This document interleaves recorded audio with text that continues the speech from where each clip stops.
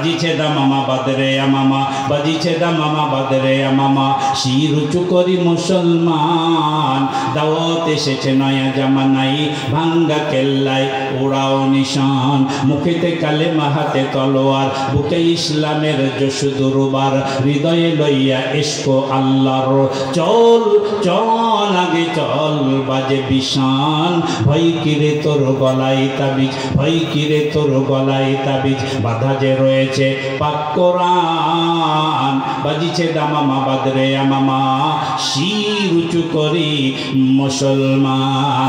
আরেকবার দুইখান হাত তুলে একসাথে বলুন আল্লাহু আকবার।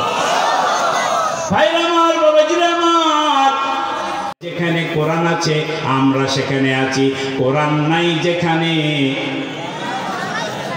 আমরা আছি সেখানে। তাহলে জোরে বলেন কি হবে? কোরআন নাই যেখানে, হ্যাঁ আপনারা আছেন? তাহলে এই স্লোগান যদি সত্যই অন্তর থেকে বলে থাকেন, তাহলে একটা নীতিমালায় আমাদেরকে সুপ্রতিষ্ঠিত হতে হবে। যেই দলে, যেই মিছিলে কোরআনের কর্মসূচি থাকে না, যেই দলে কোরআন শিখার, কোরআন পড়ার, কোরআনের চর্চা করার কোনো কর্মসূচি থাকে না, ওই দল, ওই স্লোগান, ওই মিছিল কোনো মুসলমানের জন্য জায়েজ হবে না। আপনারা আওয়াজ তুলে বলুন জান্নাতের মালিক কে?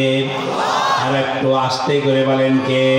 যার হাতে জান্নাত সেই মহান রব আল্লাহ তাআলা বলছেন, হে ইমানদারেরা, হে প্রশান্ত আত্মার অধিকারীরা, হে ইসলামী আন্দোলনের কর্মীরা, হে ইসলামী আন্দোলনের রোকন বায়াত গ্রহণকারী ওই সব সদস্যরা, তোমরা কোথায়? তোমরা আল্লাহর দলে শামিল হয়ে যাও। তাহলে বোঝা যাচ্ছে আমরা এখনো পরিপূর্ণ আল্লাহর দলে শামিল হতে পারি নাই।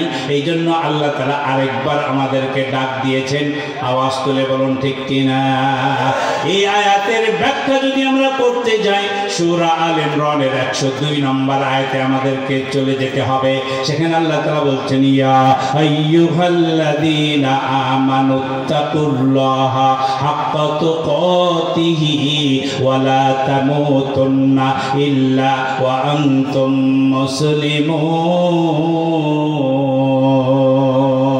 মুসলিমুন। হাত থাকলে দুইখানা হাত তুলে আওয়াজ তুলুন আল্লাহু আকবার। ভাইরা আমার, বাবাজিরা আমার, আল্লাহ তাআলা বলেন, হে ঈমানদারেরা। এখানে ঈমানদার ছাড়া বেঈমান কেউ আছেন নাকি? হাত তুলেন তো। বেঈমান কেউ কেউ আছে এখানে? নাই, সবাই ঈমানদার। বলেন আলহামদুলিল্লাহ। আর একটু আস্তে করে বলেন যেন কেউ শুনতে না পায়। ডোমারের মানুষের গলার আওয়াজ কমে গেছে। হুসাইনি ভাই চা খাওয়ান। ভাইরা আমার, বাবাজিরা আমার, প্রিন্সিপাল সাহেব চায়ের আয়োজন করছে। বলেন আলহামদুলিল্লাহ। সবাই নিজ নিজ বাড়িতে যে খেয়ে নেবেন। ভাইরা আমার, বাবাজিরা আমার, আল্লাহ তাআলা ঈমানদারদেরকে ডাক দিয়ে বলেন, আল্লাহকে ভয় করো আর হাক্কা তুকাতিহি, যেভাবে ভয় করা দরকার সেইভাবেই ভয় করো। আর কি হও, তোমরা মুসলমান না হয়ে মরিও না। তাহলে ঈমানদার সবাই কি মুসলমান? সবাই মুসলমান নয়। তাহলে ঈমানদার হলেই যে মুসলমান হবেন তা নয়। ইসলামী আন্দোলন করলেই যে আপনি মুসলমান হবেন তা নয়। আপনি মাদ্রাসা মসজিদের খেদমত করলেই যে মুসলমান হয়ে যাবেন তা নয়। মুসলমান হতে হলে নিজ আকীদার উপরে প্রতিষ্ঠিত হতে হবে। আপনাকে আল্লাহর রুবিয়াত, আল্লাহর উলুহিয়াতের উপরে প্রতিষ্ঠিত হতে হবে। এজন্য যদি আপনার জীবন চলে যায়, চলে যাবে, কিন্তু কোনোভাবেই সেখান থেকে নড়া যাবে না, টলা যাবে না। এই ঈমান আকীদা যারা ধারণ করবে তারাই হবে মুসলিম। আওয়াজ তুলে বলুন ঠিক কিনা? 5ই আগস্টের অভ্যুত্থানের পর আমরা কিছু মানুষ এইদিকে দলে দলে আসতে দেখেছি। আল্লাহ আলহামদুলিল্লাহ, এটা ভালো দিক, কিন্তু এখান থেকে আমাদেরকে সাবধান থাকতে হবে। আল্লাহর জমিনে আল্লাহর দ্বীন কায়েম করতে হলে আমাদের মধ্যে ভ্রাতৃত্ববোধ, ভালোবাসা বৃদ্ধি করতে হবে। জেদ, রাগ, ক্ষোভ এগুলো কমায়া দিতে হবে। অন্যের ক্ষয়ক্ষতি করার মানসিকতা আমাদের অন্তর থেকে মুছে ফেলতে হবে। একে অপরের সাথে আমাদেরকে ভ্রাতৃত্ববোধ, ভালোবাসা বৃদ্ধি করে দিতে হবে। ভালোবাসার বন্ধনে আমরা যদি অন্যদেরকে আবদ্ধ করতে পারি, অন্যের বিরুদ্ধে কথা ছুড়ে না দিয়ে নিজের আদর্শ নিজের চরিত্র ফুটিয়ে তুলতে হবে। এমন কাজ যদি আমরা করতে পারি, আগামী দিন উর্বর জমিনে ইসলামের বিজয় ঘণ্টা বাজানো আমাদের জন্য সহজ হবে। আর যদি আমরা হিংসা বিদ্বেষে জ্বলে পুড়ি, ক্ষমতার লোভে যদি আমরা ক্ষমতা লোভী হয়ে যাই, ওই ছিনতাইকারীদের মতো, ওই সব চাঁদাবাজদের মতো আমরাও যদি রাস্তাঘাটে ছিনতাই করি, চাঁদাবাজি করি, তাহলে আল্লাহ তাআলা আবারও আমাদের উপরে গোসা করবেন। এই উর্বর জমিন আমাদের কাছ থেকে আবারও কেড়ে নেবেন। ও বাংলার মুসলমান, তাই তো আল্লাহ তাআলা মুতমাইন প্রশান্ত আত্মার অধিকারী মানুষগুলোকে ডেকে বলেন, ফাদখুলি ফি ইবাদি, আমার দলের মধ্যে পরিপূর্ণ শামিল হও। যদি পরকালে আমার জান্নাতেও তোমরা যেতে চাও, আল্লাহর জান্নাতে যদি যেতে হয়, তাহলে আমাদেরকে ইসলামকে পরিপূর্ণ পালন করতে হবে। আল্লাহর জমিনে আল্লাহর দিন কায়েম না হওয়া পর্যন্ত ঘরের মধ্যে যাওয়া যাবে না, আরাম বিশ্রাম করা যাবে না, আমাদেরকে ঘুমিয়ে শুয়ে থাকলে চলবে না, বিজয় হয়ে গেছে বলে উল্লাস করলে চলবে না, আরো আমাদেরকে পরিশ্রমী হতে হবে, আরো বেশি বেশি করে ইসলামের জন্য কাজ করতে হবে। ও তোমাদের মুসলমান, আল্লাহর ডাকে সাড়া দিয়া, আল্লাহকে রব বলে স্বীকার করে নিয়া আগামী দিনে কোরআনের রাজ কায়েম করার জন্য যে ডাক এসেছে, এই ডাকে সাড়া দিয়া আমাদেরকে মাঠে ময়দানে আরো বেশি তৎপর হতে হবে। কোরআনের জন্য আমাদেরকে অর্থ দিতে হবে, কোরআনের জন্য আমাদেরকে সময় দিতে হবে। আল্লাহর কোরআনকে মহাব্বত করে কোরআনের বিধান সমাজে কায়েম না হওয়া পর্যন্ত আমরা কেউ ঘরে ফিরে যাব না। এই মানসিকতা, এই নিয়ত, এই প্রতিজ্ঞা, এই শপথ যদি আমরা গ্রহণ করতে পারি, আল্লাহ তাআলা আমাদেরকে ওয়াদা করে দিয়েছেন, ওয়াদখুলি জান্নাতি, আমার জান্নাত তোমাদের জন্য বরাদ্দ হয়ে যাবে। ও তোমাদের মুসলমান, পরকালে আল্লাহর জান্নাত পেতে হলে এই দুনিয়াতে পরিশ্রম করতে হবে, আল্লাহর দলে শামিল থাকতে হলে দলের কাজ করতে হবে। দলের কাজ করতে গেলে কোরআনের পথে চলতে হবে, আর কোরআনের পথে চলতে গেলে শত আপদ বিপদ মুসিবত সব কিছুকে উপেক্ষা করে এক উলুহিয়াতের উপরে, এক রুবুবিয়াতের উপরে প্রতিষ্ঠিত হতে হবে। আর এই প্রতিষ্ঠিত থাকার জন্য যদি আমাদের অর্থ লাগে, সময় লাগে, জীবন লাগে, রক্ত লাগে, সব দিতে রাজি আছি, কিন্তু আল্লাহর পথ আমরা ছেড়ে দিতে রাজি না। এই জবানের মুসলমান, আল্লাহর জমিনে আল্লাহর দ্বীন কায়েমের জন্য কারা কারা রাজি আছো? বিহার তুলালের দেখাও।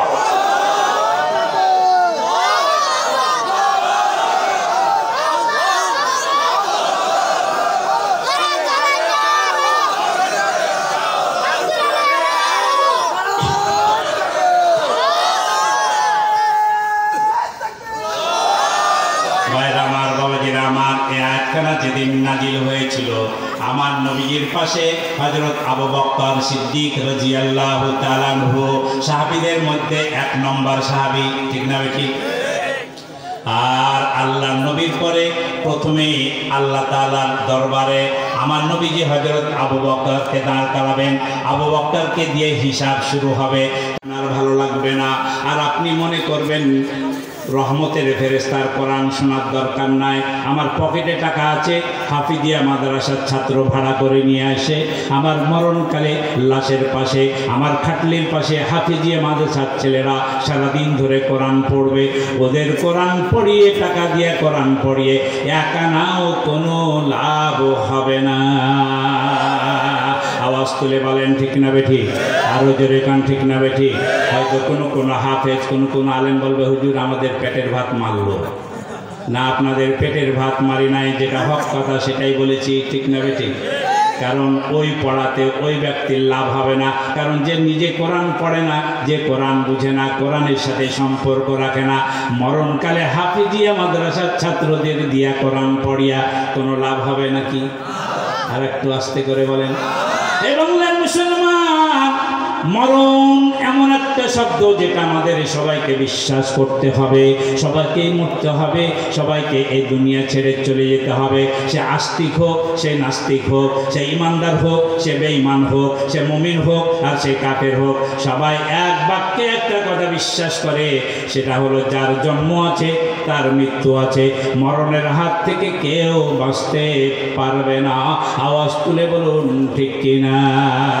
এই মরণ আর জীবন এটা কার সৃষ্টি? বিশ্বাস হলে আরেকবার জোরে বলেন কার? আল্লাহ রাব্বুল আলামিন সূরা মুলক 2 নম্বর আয়াতের মধ্যে আল্লাহ তাআলা বলেছেন, আল্লাযী খালাকাল মাউতা ওয়াল হায়াতা লিয়াবলুয়াকুম আইয়ুকুম আহসানু আমালা ওয়া হুয়াল আজিজুল গফুর। আল্লাহ তাআলা বলছেন, আমি আগে মরণ সৃষ্টি করলাম, তারপরে জীবন দিলাম। আগে মরণ তারপরে জীবন। এই আয়াতের ব্যাখ্যা যদি আমাকে করতে হয় তাহলে সূরা বাকারার 30 নম্বর আয়াত আমাদেরকে চলে যেতে হয়। আল্লাহ তাআলা বলেন, কাইফা তাকফুরুনা বিল্লাহি ওয়া কুনতুম আমওয়াতান ফাআহইয়াকুম সুম্মা ইউমীতুকুম সুম্মা ইউহয়ীকুম সুম্মা ইলাইহি তুরজাউন। মুসলমান হাতখানা তুলে বলেন আল্লাহু আকবার। আচ্ছা, আপনারা একটা বলেন তো, কোরআন শুনতে ভালো লাগে না খারাপ? এই মুসলমান সত্য করে বলেন, ভালো না খারাপ? আরেকটা প্রশ্ন করি, কোরআন শুনলে ইমানদার মুসলমানের ইমান কমে না বাড়ে? বাড়লে তো কোনো প্রতিক্রিয়া হবে, নড়া নাই চড়া নাই, মুখে আওয়াজ নাই, বুঝবেন তার ইমানটাই ঠিক নাই। ঠিক না বেটি? রাগ করছেন? তাহলে কোরআন তেলাওয়াতের পরে আমার কণ্ঠ ভালো নয়, এটা আমি বিশ্বাস করি, কিন্তু কোরআন তো খারাপ নয়। ঠিক না বেটি? কোরআন শোনার পরে যার কোনো প্রতিক্রিয়া হবে না, আপনি নিজের বিচার নিজেই করবেন, আপনার ঈমান দুর্বল আছে। রাগ করছেন? আল্লাহ রাব্বুল আলামিন সূরাতুল বাকারার মধ্যে বলেন, কিভাবে তোমরা সে আল্লাহকে অস্বীকার করো, অথচ তোমরা প্রথমেই ছিলে মৃত, তারপরে আমি আল্লাহ তাআলা জীবিত করেছি, আবার দেব মৃত, আবার হবে জীবিত। এবার দেখেন যে শেষবারের মতো জীবিত হবে হাসরের মাঠে। ওই জীবিত হওয়ার পরে আর কেউ কোনোদিন মরবে না, মরণের মরণ হয়ে যাবে, কোনোদিন মরণ হবে না। তাহলে প্রথমে মরণ, তারপরে জীবন, এরপরে আবার মরণ আসবে, তারপরে আবার জীবন আসবে। আওয়াজ তুলে বলুন ঠিক কিনা? আল্লাহ তাআলা বলেন, মরণ জীবন আমি আল্লাহ তাআলা এটা সৃষ্টি করেছি এই কারণে, লিয়াবলুয়াকুম আইয়ুকুম আহসানু আমালা, তোমাদের মধ্যে তোমাদেরকে আমি পরীক্ষা করব, মরণ দিয়া জীবন দিয়া, এটা দিয়ে আমি আল্লাহ তাআলা পরীক্ষা করব। আমি দেখে নিব কার কেমন ভালো রেজাল্ট হয়, কে কেমন রেজাল্ট করতে পারে। তাহলে ভালো রেজাল্ট করার নেওয়ার জন্য, ভালো পরীক্ষা নেওয়ার জন্য আল্লাহ তাআলা আমাদের মৃত্যুর ব্যবস্থা করেছেন, জীবনের ব্যবস্থা করেছেন। আরেকবার বলুন ঠিক কিনা? আল্লাহ রাব্বুল আলামিন সূরাতুল জুমআ 8 নম্বর আয়াতের মধ্যে বলেন, কুল ইন্নাল মাউতাল্লাযী তাফিরুনা মিনহু ফাইন্নাহু মুলাকীকুম সুম্মা তুরাদ্দুনা ইলা আলিমিল গায়বি ওয়াশ শাহাদাতি ফায়ুনাব্বিউকুম বিমা কুনতুম তা'মালুন। মুসলমান ঈমান থাকলে আরেকবার বলুন আল্লাহু আকবার। হে নবী, আপনি বলে দেন, নিশ্চয় প্রত্যেককে মৃত্যুর স্বাদ গ্রহণ করতে হবে, মরণের মোকাবেলা করতেই হবে। মরবে না এমন কোনো মানুষ দুনিয়াতে আছে নাকি? মরণ থেকে পালাও তুমি, মরণ তোমায় লইবে ঘিরি, যদিও সুদূর আকাশে পানি, পালাও সেটাই লাগিয়ে সিঁড়ি। এ মহারোগের চিকিৎসক নেই, নেই রে ঔষধ জগতে, পালিয়ে কাতর হইলে কি হবে, বাঁচাতে পারবে না তোমাকে।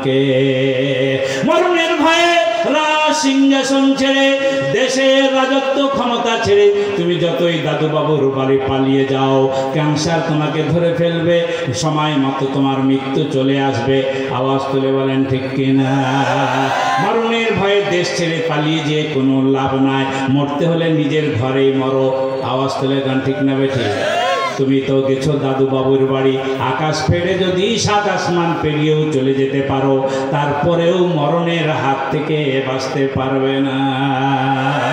আওয়াজ তুলে বলেন ঠিক না বেঠিক? আরো জোরে বল। আজ বেজানা কল বেজানা জানা তো এক বেদি হাই, চল মুসাফির বাঙ্গা তুরে রাস্তা বহু দূর হাই। আল মাউত কাসিন কুল্লু নাসিন শারিবু, আল কবর বাইতিন কুল্লু নাসিন দাখিলু। আজ হোক কাল হোক মরণ তোমাকে বরণ করবে, আর মৃত্যুর স্বাদ প্রত্যেক মানুষকে গ্রহণ করতেই হবে। কবর নামক স্থানে সবাইকেই যেতে হবে। আওয়াজ তুলে বলেন ঠিক কিনা? যত বড় রাজ সিংহাসনের মালিক হও, কোন সিংহাসন কাউকে চিরকাল বাঁচিয়ে রাখবে না। তাকিয়ে দেখো ফেরাউনের দিকে, যদি বিশ্বাস না হয় চলে যাও এখনো মিশরের কায়রো শহরে, সেখানে গিয়ে দেখে আসো কাচের ঘরের মধ্যে বিরাট সম্পদশালী, অর্থশালী, ক্ষমতাধর সেই ফেরাউনের লাশ এখনো বিদ্যমান রয়েছে। আওয়াজ তুলে বলেন ঠিক কিনা? চলে যাও ইরাকে, ইরাকের বাগদাদ টাউন থেকে 80 কিলোমিটার দূরে ব্যাবিলন নামে একটা ধ্বংসস্তূপ টাউন আছে। এই টাউনের মালিককে আল্লাহ তাআলা এত বড় ক্ষমতা দিয়েছিল, গোটা পৃথিবীর সে রাজত্ব করেছিল। 400 বছর ধরে গোটা পৃথিবীর রাজা ছিল, তার নাম ছিল নামরুদ। এই নামরুদের অবস্থাটা তোমরা যে দেখে আসো। একটা ন্যাংরা মশা দিয়া আমি তারে চিরকালের বিদায় করে দিয়েছি।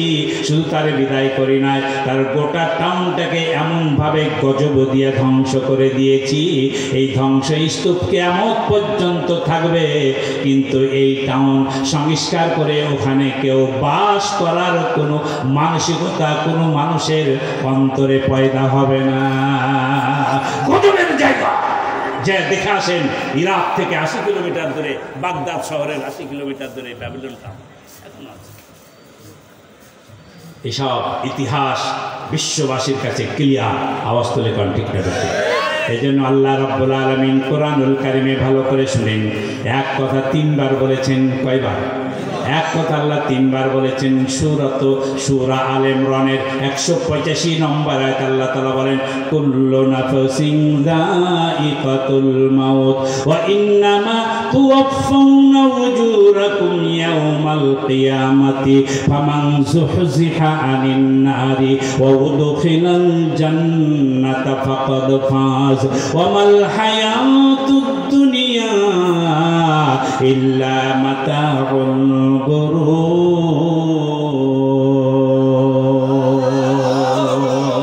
আপনারা কি ক্লান্ত?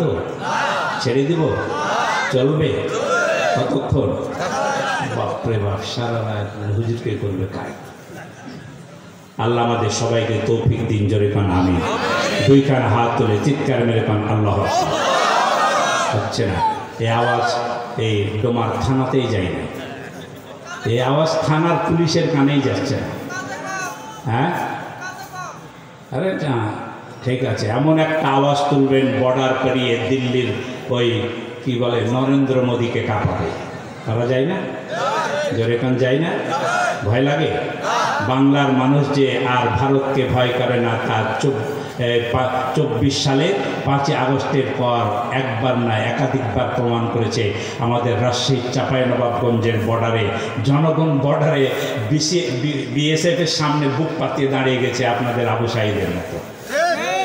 রাজশাহী আপনার চাঁপাইনবাবগঞ্জের বর্ডারে গুলি করবা করো, আমার 1 ইঞ্চি মাটি ভারতকে আমরা ছেড়ে দেব না।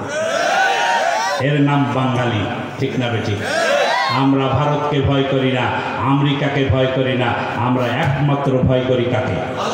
আওয়াজ তুলে বলুন কাকে? মুসলিম আমি, মুসলিম আমি, সংগ্রামী আমি, আমি চির নরবীর, আল্লাহকে ছাড়া কাউকে মানি না। নারায়ে তাকবীর, নারায়ে তাকবীর, লিল্লাহি তাকবীর। বর্ডারই যাই, দিল্লি তো কত দূরে। 2 খানা হাত চাড়বেন, আওয়াজ বড় হবে। রাগ করছেন? আল্লাহু আকবার বললে ইমান কমে না বাড়ে? তো তোমারের মুসলমানের ইমান এত দুর্বল কেন? আরেকবার 2 খানা হাত তুলে আওয়াজ তুলুন, লিল্লাহি তাকবীর। নারায়ে তাকবীর। ভাইরা আমার, বাবাজিরা আমার, সূরা আল ইমরানের 185 নম্বর আয়াতে আল্লাহ তাআলা বলেন, প্রত্যেক মানুষকে মৃত্যুর স্বাদ গ্রহণ করতে হবে, কিয়ামতের মাঠে হাজির হতে হবে। যারা জাহান্নাম থেকে মুক্ত হবে, জান্নাতে যাওয়ার খবর পাবে, এরাই হলো সফল কাম। পরে দুনিয়ার মানুষ জেনে রাখো, ওয়ামাল হায়াতুদ দুনিয়া ইল্লা মাতাউল গুরুর। এই দুনিয়ার জীবন ধোঁকাবাজি ছাড়া আর কিছুই না। বাপ বেটার সাথে ধোঁকাবাজি করে, স্বামী স্ত্রীর মধ্যে ধোঁকাবাজি চলে। চলবেন কোন জায়গাতে? প্রিন্সিপালকে সরানোর জন্য ভাইস প্রিন্সিপাল লড়াই করে, আর একজনকে আর একজনকে ঠগায়া নিজের কিভাবে উন্নয়ন করা যায় এ নিয়ে সারা রাত চিন্তা ভাবনা করে। এমন মানুষ এই ডোমার এলাকাতে আছে না? না, অন্যকে ধোঁকাবাজি দিয়া, অন্যকে ঠগায়া নিজের মান উন্নয়নের জন্য সারা দিন সারা রাত প্রচেষ্টা চালায়। এটা হলো দুনিয়ার জীবন। দুনিয়ার জীবনটা ধোঁকাবাজি, দুনিয়ার জীবনটা খেল তামাশা ছাড়া আর কিছুই নয়। তাহলে এখানে আল্লাহ তাআলা বললেন মরণ সবাইকে বরণ করতে হবে। সূরা আম্বিয়া 35 নম্বর আয়াত খুলে দেখেন, 17 নম্বর পারার মধ্যে আল্লাহ তাআলা বলছেন, কুল্লু নাফসিন যায়কাতুল মাউত ওয়া নাবলুকুম বিশ-শাররি ওয়াল খাইরি ফিতনা ওয়া ইলাইনা তুরজাউন। মুসলমানের ঘরে সন্তান হাত তুলে বলেন আল্লাহু আকবার। ভাইরা আমার, বাবাজিরা আমার, ভালো মন্দ আপনারা বলেন তো কার পক্ষ থেকে? আরেকবার জোরে বলেন, কার পক্ষ থেকে? ভালোটাও আল্লাহ দিয়ে থাকেন, মন্দটাও আল্লাহ দিয়ে থাকেন। আমরা যখন ঈমান এনেছি 7টা কথা বিশ্বাস করেছি। জোরে বলেন কয়টা? আমান্তু বিল্লাহ, 1 নম্বরে আল্লাহ, ওয়া মালাইকাতিহি ওয়া কুতুবিহি ওয়া রুসুলিহি ওয়াল ইয়াউমিল আখির ওয়াল কদরি খাইরিহি ওয়া শাররিহি মিনাল্লাহি তাআলা ওয়াল বা'সি বাদাল মাউত। তাহলে এখানে 6 নম্বরে আমরা যেটা বলেছি, ওয়াল কদরি খাইরিহি ওয়া শাররিহি মিনাল্লাহি তাআলা, আমার ভাগ্যের ভালো মন্দ এটা একমাত্র আল্লাহর পক্ষ থেকেই বরাদ্দ হয়। যা কিছু হবে আল্লাহর পক্ষ থেকে হবে। এই ঈমানের যারা বলিয়ান থাকবে, আমি আল্লাহ তাআলা বলছেন, এটা আমি জীবন দিয়া মরণ দিয়া আমি তোমাদেরকে পরীক্ষা করব, কিন্তু প্রত্যেককেই মৃত্যুবরণ করতেই হবে। আওয়াজ তুলে বলুন ঠিক কিনা? 21 নম্বর পারা 3 নম্বর পৃষ্ঠা সূরা আনকাবুতের 58 নম্বর আয়াতের মধ্যে একই কথা আল্লাহ বলেন, কুল্লু নাফসিন যায়কাতুল মাউত সুম্মা ইলাইনা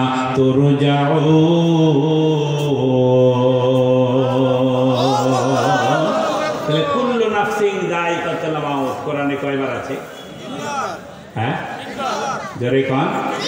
3 বার আছে। 3 বার একই কথা আল্লাহ বলেছেন, বারবার বলে দিয়া বিশ্ববাসীকে সাবধান করেছেন, এই দুনিয়ার ধোঁকাবাজি ছেড়ে দাও, মরতে হবে, মরতে হবে। মরণকে সব সময় স্মরণ করো। মরতেই যখন হবে, তাহলে সর্বোত্তম মৃত্যু আমাদের সকলের কামনা হওয়া উচিত কিনা বলে? জোরে কোন? মানুষের মৃত্যু হলো 4 ধরনের। কয় ধরনের এটা বলবো? 1 নম্বরে যারা নবী রাসূল, নবী রাসূলদের মৃত্যু হলো আপনার জান্নাতি মৃত্যু। ওদের মরার সাথে সাথে প্রত্যেক নবী রাসূলের আত্মা তাৎক্ষণিকভাবে আল্লাহ তাআলা জান্নাতে নিয়ে নেন এবং জান্নাতের মধ্যে ময়ূর পাখি করে দিয়া ওরা জান্নাতের মধ্যেই আল্লাহর পক্ষ থেকে রিজিক প্রাপ্ত হয়। আরেকবার বলুন সুবহানাল্লাহ। তো নবী রাসূল তো আর আমরা নই যে আমাদের মরার সাথে সাথে আমরা জান্নাত পেয়ে যাব। তাহলে সেকেন্ড স্টেপে আমরা যাই। সেকেন্ড স্টেপের মৃত্যু হচ্ছে শাহাদাতের মৃত্যু। কিসের মৃত্যু? শাহাদাতের মৃত্যু। এটা আমাদের প্রত্যেকেরই কামনা হওয়া উচিত, ঠিক না ভাই? ঠিক। বিশ্বনবী মুহাম্মদ রাসূলুল্লাহ সাল্লাল্লাহু আলাইহি সাল্লাম বলেছেন, যার অন্তরে শাহাদাতের তামান্না থাকবে না তার মৃত্যু হবে জাহিলিয়াতের মৃত্যু। এই জন্য ইমানদার হতে হলে আপনাকে আল্লাহ শহীদ হিসাবে কবুল করবে কি করবে না সে দায়িত্ব আল্লাহ, কিন্তু আপনার আমার অন্তরে কামনা থাকবে কি? শহীদ মৃত্যু। এজন্য দেখেন সাইফুল্লাহ মানসুর বলছে, মরতেই হবে যখন, শহীদি মরণ দিও আমাকে। রোগে সুখে মরণ দিও না আমায়, আপদে বিপদে নিও না আমায়। এমন মৃত্যু দিও চোখ বুঝে যেন দেখি তোমাকে, মরতেই হবে যখন, শহীদি মরণ দিও আমাকে। বলো না আমিন। ভাইরা আমার, বাবাজিরা আমার, আল্লাহ রাব্বুল আলামিন কুরআনুল কারীমে সূরাতুল বাকারার 154 নম্বর আয়াতের মধ্যে বলেন, ওয়ালা তাকুলু লিমান ইয়াকতালু ফি সাবিলিল্লাহি আমওয়াত বাল আহইয়াউ ওয়ালাকিন লা তাশউরুন। যারা আল্লাহর রাস্তায় জীবন দিবে, মরণ যাবে। যারা আল্লাহর দ্বীন কায়েমের জন্য রক্ত দিবে, জীবন দিবে। যারা দেশ স্বাধীন করার জন্য জালিমকে বিতাড়িত করে মাজলুমের বিজয় ছিনিয়ে আনার জন্য যারা রাজপথে আন্দোলন করতে গিয়ে রক্ত দিয়েছে, জীবন দিয়েছে, ওদেরকে তোমরা মৃত বলো না, ওরা হলো শহীদ। ওদেরকে আল্লাহ তাআলার পক্ষ থেকে রিজিকের ব্যবস্থা করা হয়। বালাহিয়াউন ইনদা রাব্বিহিম ইউরযাকুন, বরং তারা জীবিত, আল্লাহর পক্ষ থেকে তারা রিজিক পায়। জোরে জোরে বলেন সুবহানাল্লাহ। জুলাই বিপ্লবে, জুলাই মাসের 36 দিনে এই বাংলার জমিন থেকে একজন, দুইজন, তিনজন নাই, প্রায় 4000 যুবকের জীবন কেড়ে নিয়েছে। আমার এই ছোট ছোট ছাত্র ভাই বোনদের, যাদের জীবন, যাদের বুকে বুলেট লেগেছে, এদের মরার কি কারণ ছিল? তাদের একটাই দাবি ছিল, জালেমকে সরিয়ে দিয়া মাজলুমের বিজয় আনতে হবে। এই জালেমকে দেশের ক্ষমতায় আর কেউ দেখতে চাই না। এক দফা এক দাবি, জালেম তুই কবে যাবি? এই আন্দোলন করতে গিয়ে যারা রক্ত দিল, জীবন দিল, ইসলাম বলছে, কোরআন বলছে, এরাই হলো শহীদ। আওয়াজ তুলে বলেন ঠিক কিনা? এখন আমাদের দেশে শহীদ শব্দটা যেন রাজনৈতিক শব্দ হয়ে গেছে। সেদিন দেখলাম যে শহীদ অসিত কুমার বিশ্বাস। আচ্ছা, অসিত কুমার বিশ্বাস কোনোদিন শহীদ হয়? কি বলেন, হয়? শহীদ শব্দকে যেখানে সেখানে যায় তাই করে লাগিয়া এই শাহাদাতের মর্যাদাকে ক্ষুণ্ণ করা হয়। আওয়াজ তুলে কর ঠিক কিনা? সবার জন্য শহীদ শব্দ ব্যবহার করা শরীয়তে জায়েজ নাই। যারা শুধুমাত্র আল্লাহর কোরআনের জন্য, ইসলামের জন্য, দেশ এবং জাতির জন্য, জাতির কল্যাণের জন্য রক্ত দিবে, জীবন দিবে, তারাই হবে শহীদ। আর এই শাহাদাতের মর্যাদা আল্লাহর কাছে সবচেয়ে প্রিয়। আওয়াজ তুলে বলেন সুবহানাল্লাহ। ভাইরা আমার, বাবাজিরা আমার, যারা শহীদ হয় তাদের যখন আত্মা কবজ করা হয়, কোরআনের মধ্যে, হাদিসের মধ্যে বর্ণিত হয়েছে, আল্লাহ রহমতের ফেরেশতারা ওই ব্যক্তির চোখের সামনে জান্নাতের দরজা খুলে দেয়। ওই সব শহীদেরা জান্নাত সরাসরি ডাইরেক্ট দেখতে পায়। যখন তাদেরকে কোড়াল দিয়া, হাতুড়ি দিয়ে পিটানো হয়, বুকে যখন বুলেট মারা হয়, লাথি মারা হয়, ফাঁসির কাস্টে ঝুলিয়া ফাঁসি দেওয়া হয়, কিন্তু তার কোনো যন্ত্রণা থাকে না, কোনো কষ্ট থাকে না।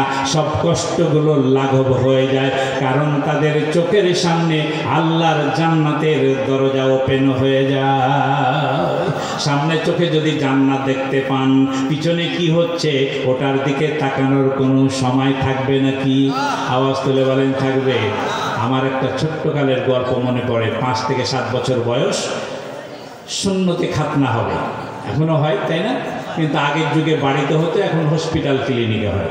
তো বাড়িতে খলিফা বা ওস্তাদজি এসেছে, এখন আমার আয়োজন হয়েছে। আমার বাবা করলো কি, একটা বড় প্লেটে অনেক রকমের ফল মূল মিষ্টি সাজিয়ে এইভাবে আমার সামনে, চোখের সামনে তুলে ধরে বলছে, বাবা এটা খাবা না ওটা খাবা, এটা খাবা না ওটা খাবা। যেটা বলি সেটা আমার মুখে মুখে খাওয়ায়। আর ওস্তাদজি তল দিক দিয়ে কখন চামড়া কেটেছে টেরি নাই,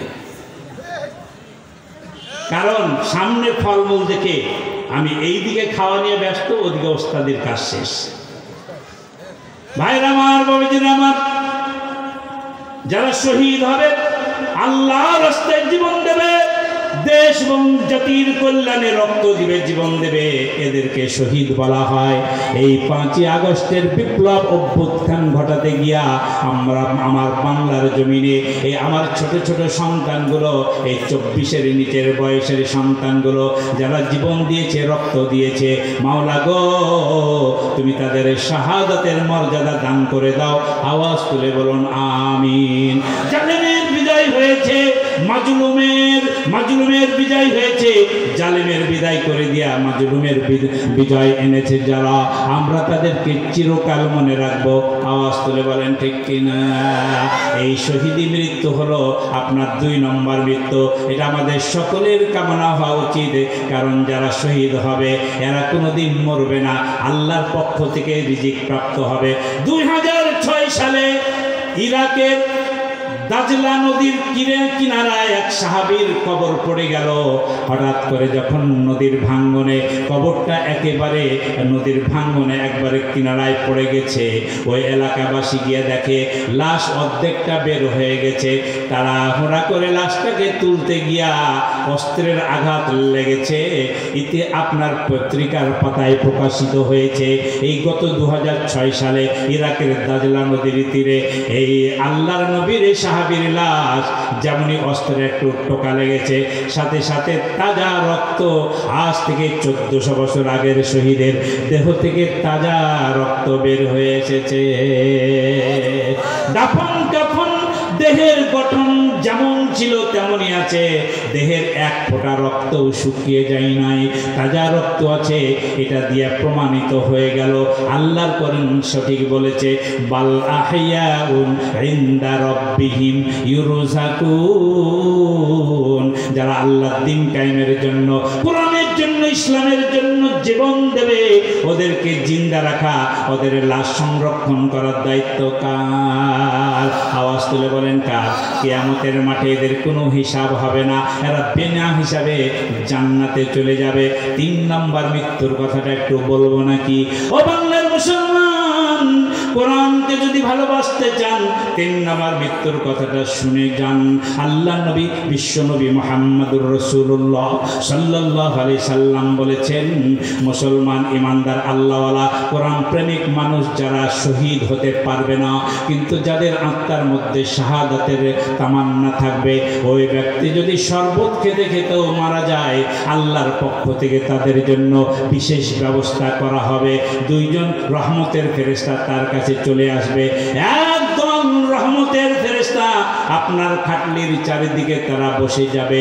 ওই রহমতের ফেরেশতারা জান্নাত থেকে একটা সাদা রুমাল, জান্নাতের সুঘ্রাণওয়ালা সাদা রুমাল আপনার নাকের কাছে লাগাইয়া দেবে।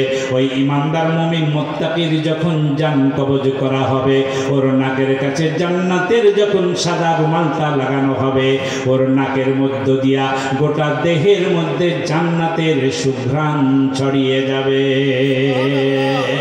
বলেন না সুবহানাল্লাহ।